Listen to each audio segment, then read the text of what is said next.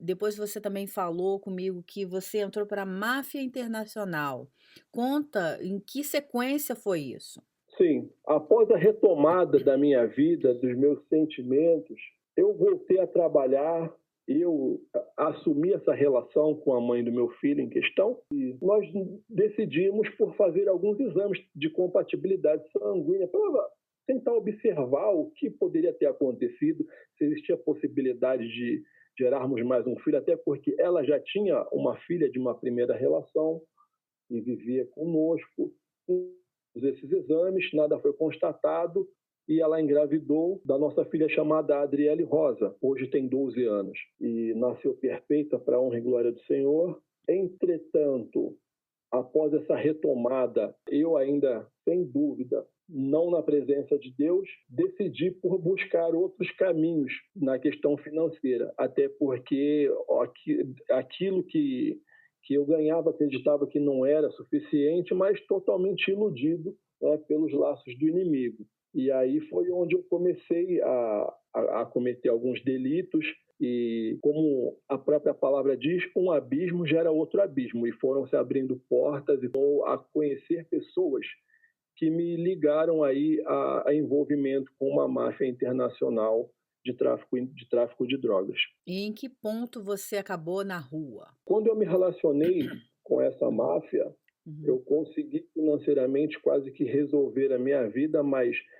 por ser um dinheiro não abençoado, eu não tive sabedoria nenhuma em relação a isso. Então, tudo aquilo que eu ganhava, eu gastava, eu não fiz benefício nenhum, nem para mim, nem para minha família. E a consequência de tudo isso foi que a relação também já estava bastante desgastada, já houve uma separação, até porque hoje eu entendo que a nossa relação não era uma relação de amor, era uma relação talvez de um certo carinho e uma conveniência, mas por não estar pautada no que Deus nos determina, não era uma relação de amor que também veio a findar. Depois de uma viagem que eu fiz internacional, onde as coisas não deram certo, eu não cheguei a ser preso, mas fui deportado e eu tive medo das consequências que poderiam acontecer, porque eu não tinha mais os valores, né, em dinheiro, tinha um certo valor em dinheiro, mas não era aquilo que era o combinado, e as drogas também eu já não tinha mais a posse. Então, por esse medo, eu, na minha volta, no meu retorno ao Brasil, eu não desembarco na minha cidade de origem, no meu estado de origem, desembarco no estado do Rio de Janeiro, na cidade do Rio de Janeiro, com uma pequena porção de droga, mas porém com um valor de mercado, dentro do mercado negro, um valor considerável, dinheiro estrangeiro e dinheiro nacional, onde eu passei, acredito que 2 meses mais ou menos, em ostentação, em orgias, em tudo aquilo que Satanás pôde me colocar e me proporcionar, trazendo uma falsa satisfação, até que chegou um dia onde eu retorno para um hotel, um quarto de hotel, e me deparo sem nada, sem dinheiro, absolutamente nada, sem amigos, e a minha decisão foi sair daquele hotel e tentar sobreviver, não voltando mais para a minha cidade de origem. Uhum. E essa foi a minha situação de rua, onde eu passei 3 meses vivendo nas ruas, na capital do Rio de Janeiro.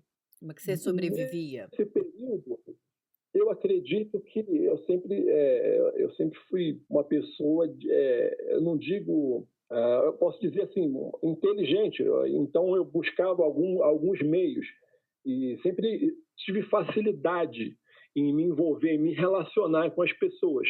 Então eu via onde tinha um flanelinha, onde tinha muito carro, e ali eu tomava conta, ajudava a tomar conta dos carros, para fazer panfletagem. Então sempre eu tinha alguma reserva. Algumas vezes não.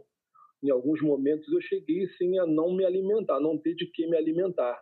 Mas na maioria das vezes eu conseguia pelo menos o almoço, até porque existia na época um restaurante popular, conhecido como Garotinho, onde a alimentação era R$ 1. Então não havia tanta dificuldade, até porque assim eu sempre procurei Até na questão de não mendigar, mesmo estando em situação de rua, não mendigar, eu sempre procurei correr atrás para o meu sustento. E onde que você dormia na rua? Debaixo de marquises? Como é que era isso? Sim, debaixo de marquises, debaixo de marquises. Uhum. E era conhecido como maloca, né, onde paravam uma concentração grande de também moradores de rua e ali se reuniam, né, para ter uma dormida. E aí, durante o dia, era salve-se quem puder, cada um corria atrás dos seus objetivos, ou não. Alguns viviam da forma com que acordavam e dormiam, simplesmente ali. Enfim, foi um período muito complicado. E eu tenho total certeza que Deus, ele sempre esteve comigo, até mesmo diante dessas adversidades. Sempre tive a ajuda de pessoas que, tenho certeza, direcionadas por Deus, puderam me ajudar a me levantar e sair dessas situações. Você falou para mim que conheceu uma pessoa quando você estava na rua, que foi a pessoa, assim, chave, que a gente acredita que Deus usou até mesmo para te tirar das ruas. Conta um pouquinho pra gente. Sim, essa pessoa foi fundamental no que diz respeito à fase que eu chamo de transição na minha vida. Eu tomava conta de alguns carros ali onde eu me estabeleci, e em frente a essa marquise existia uma igreja católica, onde em alguns dias da semana, durante a noite, nos fundos dessa igreja existia um espaço onde haviam algumas reuniões. As pessoas se reuniam ali e saíam rindo, conversando, e a minha curiosidade me despertou a querer saber o que se tratava aquela reunião, porque eu tomava conta de carro dessas pessoas. E uma dessas pessoas veio à minha direção e me perguntou se eu tinha problema com bebida. Eu falei, eu bebo, mas não vejo no álcool um problema, eu tenho um problema com drogas. E ele me disse, se você estiver vivo até sábado, você vem no sábado, que nós faremos uma reunião aqui, uma reunião aberta. E assim foi. No sábado, eu fiquei, me mantive totalmente sóbrio e fui a essa reunião e conheci de que se tratava. Era uma irmandade, né, conhecida como Irmandade de Passos, e conheci uma pessoa que se sensibilizou com a minha história. Eu tive um momento de depoimento e decidiu por me ajudar gradativamente. Não foi assim também, sabe, pastora, uma guinada de uma hora para outra. Não, foi muito gradativo, mas essa pessoa passou a me ajudar e a partir daí eu não mais vivo nas ruas. Essa pessoa, ela se dispõe a me ajudar na questão de alimentação, na questão de moradia, e foi, foi fundamental na minha vida. É um amigo pessoal meu até hoje. Nós temos hoje um contato menor do que nesse período, e ele foi fundamental. É um grande amigo que eu tenho, não é cristão, mas Deus, ele é capaz de mover céus e terras quando existe um propósito.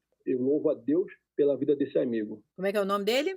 Fernando Borba. Que o Senhor abençoe extremamente a vida do Fernando. Glória a Deus por isso. Então, pelo que eu entendo, foi por isso que você parou em Teresópolis, né? Por causa do Fernando, não é isso? Exato. Houve uma situação onde ele residia no Rio de Janeiro, e houve uma situação onde ele buscou uma casa de veraneio em Teresópolis, uma casa de repouso, né? Uma casa onde ele pudesse passar os finais de semana com amigos, enfim. E me convidou para que eu visse essa casa juntamente dele. E nós viemos, ele me apresentou a casa, me fez uma proposta para que eu o ajudasse nas tarefas da casa, até porque ele permaneceria, né, morando na cidade do Rio de Janeiro, mas viria a Teresópolis aos finais de semana. Então a casa precisaria de uma manutenção, até porque era uma casa com um grande terreno, um sítio. Então havia a necessidade de que uma pessoa tivesse os cuidados nessa casa. E eu prontamente aceitei, e em nenhum momento pedi que fosse me ajudado financeiramente, porque não era esse o meu objetivo. Eu queria realmente ter uma morada, ter um pouso, ter uma situação onde eu pudesse sair daquele momento de viver nas ruas, né? Eu já havia me arrependido de tais situações, mas ainda não tinha entregado os meus caminhos a Cristo. Mas os meus comportamentos já eram diferentes. E assim foi, eu passei a viver nessa casa em Teresópolis, cuidando dessa casa, tá, dos bichinhos, da casa com todo amor, com todo carinho. Nós criamos um vínculo muito legal, um vínculo de amizade e respeito muito grande. Glória a Deus. Teve uma época que você falou que você passou por uma doença que já estava num estágio avançado.